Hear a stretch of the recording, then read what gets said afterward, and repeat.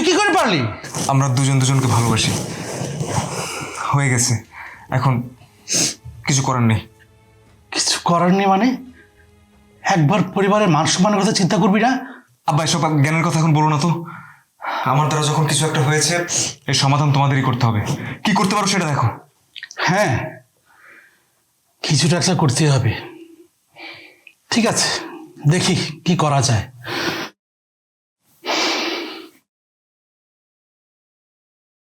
দেখছো, এখন যদি ওকে আব্বা বলে দেয় সব কথা, তখন কি হবে? তখন ওর কাছে আমি কি জবাব দেবো? আচ্ছা আচ্ছা, তুমি একটু মাথা ঠান্ডা করো। আম্মা তোমাদের সাথে আছে, তাই না? কিচ্ছু হবে না। ছাড়ো তুমি, যা করো তাড়াতাড়ি করো। পরিবারের সম্মানের কথা চিন্তা করা জীবনে আমার একটা কথা কইতে পারে। কও না।